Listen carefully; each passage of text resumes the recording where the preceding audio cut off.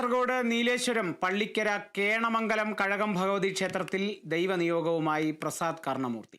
പെരുങ്കളിയാട്ടത്തിൽ പ്രധാന ആരാധനമൂർത്തിയായ കേണമംഗലത്ത് ഭഗവതിയുടെ തിരുമുടി അണിയുന്നത് പ്രസാദ് കർണമൂർത്തിയാണ്.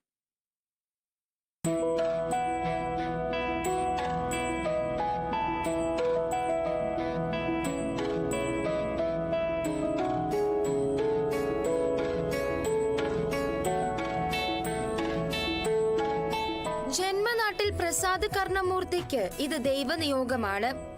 കോലധാരിയാകുവാൻ നിയോഗം ലഭിച്ചതോടെ ക്ഷേത്ര പരിസരത്ത് പ്രത്യേകം സജ്ജമാക്കിയ കുച്ചിലിൽ വ്രതത്തിലാണ്. വ്രതാനുഷ്ഠാനങ്ങൾക്ക് ശേഷം 9-ാം തീയതി കേണമംഗലത്ത് ഭഗവതിയുടെ തിരുമുടി അണിയും. ഇത് ഏറ്റവും പാരമ്പര്യ ഏറ്റവും വലിയ മുടിയാണ് ഭഗവതിയുടെ പ്രത്യേകത. അത് കല്ലോട്ടുനിന്ന് കവുങ്ങും മുളവിൻ്റെ നിന്ന് മുളയും മുറിച്ച് കൊണ്ടുവന്നിട്ട് ക്ഷേത്രേശന്മാരും ബാല്യക്കാരെല്ലാം കൂടി പിന്നെ വാദ്യം അകമ്പടിയോടെല്ലാം കൂടി കൊണ്ടുവന്നിട്ട് അങ്ങനെ അതിൽ നിന്ന് തന്നെ മുടി ഉണ്ടാക്കിയിട്ട് അങ്ങനെ ഏറ്റവും വലിയ 42 അടി മുടിയാണ് ഭഗവതിക്ക് വേണ്ടത്. പ്രസാദ് കർണമൂർത്തിയുടെ 3ാമത്തെ പെരുംകളിയാട്ടമാണിത്. ജന്മനാട്ടിൽ ഭഗവതിയുടെ തിരുമുടി അണിയുമ്പോൾ അത് കർമ്മസാഫല്യവും സ്വപ്നസാഫല്യവുമാണ്. ഇത് എൻ്റെ 3ാമത്തെ പെരുങ്കളിയാട്ടാണ്.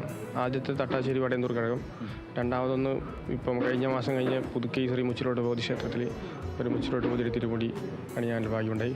ഇതിപ്പം 3ാമത്തെ കളിയാട്ടാണ്. ഇത് നമ്മളെ നാട്ടിലൊരു സാധാരണ കളിയാട്ടത്തിനെ അപേക്ഷിച്ചിട്ട് എൻ്റെ നാട്ടിലൊരു കളിയാട്ടമൊന്നും എൻ്റെ ഏറ്റവും ചെറുപ്പത്തിൽ ഞാൻ ഏറ്റവും കൂടുതൽ തെയ്യം കെട്ടിയതും വളർന്നതും ഇവിടെയാണ്. ഇവിടെ എല്ലാ വർഷവും വൃശ്ചിക മാസം 15-ാം തീയതി തെയ്യം ഉണ്ടാകുന്നുണ്ട്. അപ്പോൾ ഏറ്റവും കൂടുതൽ തെയ്യം നമുക്കില്ല സ്ഥലം വന്നത്. അപ്പോൾ പല തെയ്യം കെട്ടാനും അതിനെപ്പറ്റി കൂടുതൽ പഠിക്കാനും ഏറ്റവും കൂടുതൽ സാധിച്ച സ്ഥലമാണ്. ഇവിടെ ഒരു പെരുങ്കളിയാട്ടത്തിന് ഒരു ഭഗവതി കെട്ടാൻ കിട്ടിയത് ജീവിതത്തിൽ ഏറ്റവും വലിയൊരു ഭാഗ്യമായിട്ട് കണക്കൂട്ടുന്നു. മാർച്ച് 4 മുതൽ ആരംഭിച്ച പെരുങ്കളിയാട്ടത്തിൽ 11 തോറ്റങ്ങളാടിയാണ് കർണമൂർത്തി ഭഗവതിയുടെ കോലമണിയുക.